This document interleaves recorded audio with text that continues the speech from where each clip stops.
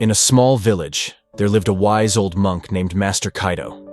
He was known throughout the land for his deep understanding of life and the universe, and many people would travel from distant places to seek his guidance and wisdom. One day, a young man named Osho arrived at the monastery, looking troubled and weary. He had lost his job, his friends had deserted him, and he felt like he had no purpose in life.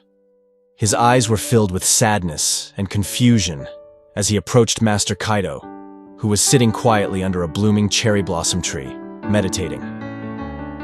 "Master Kaito," Osho began, his voice trembling with emotion. "I feel like my life has no meaning. I have nothing to offer to the world, and I am a burden to those around me. Please, help me understand my worth." The old monk opened his eyes and looked at Osho with a gentle smile. "Come with me," he said softly, rising to his feet. He led Osho to the edge of the village, where an ancient clear stream flowed steadily over smooth stones. Kaido knelt down and picked up a small, seemingly insignificant pebble from the stream bed.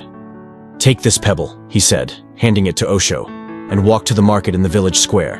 Show it to the merchants there, but do not sell it.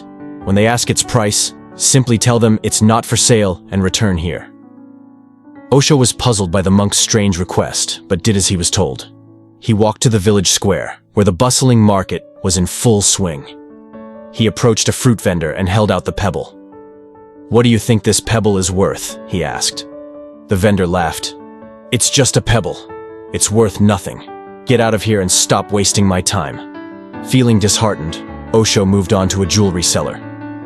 "Please, take a look at this pebble," he said, holding it out. "How much do you think it's worth?" The jeweler barely glanced at it and waved him away. "That's worthless. I have no use for a pebble like that. Move along." Osho continued from merchant to merchant, receiving the same response. After several hours of trying, he returned to the monastery, his head hung low in defeat. "Master Kaido," he said, his voice filled with disappointment. "No one saw any worth in this pebble. They all said it was useless and worthless, just like I feel." Master Kaito nodded thoughtfully and motioned for Osho to follow him again. This time, he led him up a steep, winding path to the top of a nearby mountain. There, amidst the silence of the towering trees and the whispers of the wind, sat an old, wise sage who was known for his ability to see the true nature of things. "Show the sage your pebble," Master Kaito instructed. Osho hesitantly held out the pebble to the sage.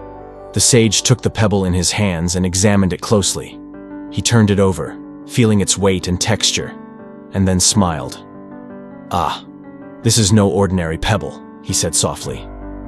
"This is a rare gem, a type of stone known only to these mountains. It is incredibly valuable, far more precious than gold or silver." Osho was stunned. He looked at Master Kaido, who smiled knowingly. "You see, Osho," the monk said, "in the eyes of those who do not understand, even the most valuable things can seem worthless. The worth of this pebble didn't change as you showed it to different people. What changed was their perception of it. In the eyes of someone who truly understands, the pebble's worth is immeasurable." Master Kaido gently took the pebble from Osho's hands and placed it back in the stream. "Your life, Osho, is like this pebble.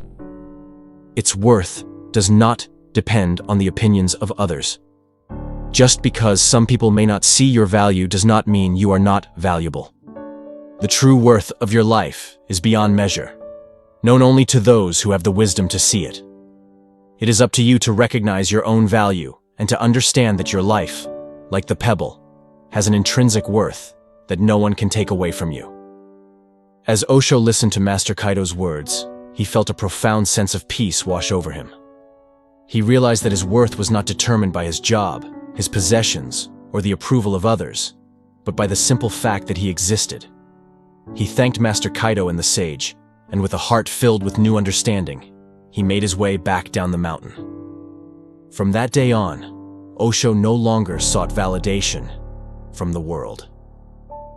He embraced his life as it was, knowing that his true worth lay within him, untouched by the judgments of others. And in this realization, he found the serenity and purpose he had been searching for all along. And so, Osho lived the rest of his days with a content heart, knowing that the worth of his life was like the rare gem in the mountains, precious and unique, a treasure that no one could ever take away.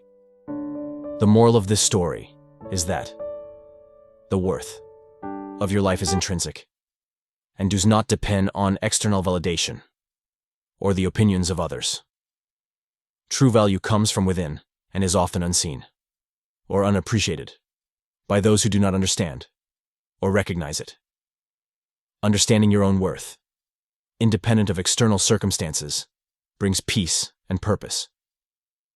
The story encourages us to look beyond surface judgments and find the deeper, inherent value in ourselves and others. Until next time, take care.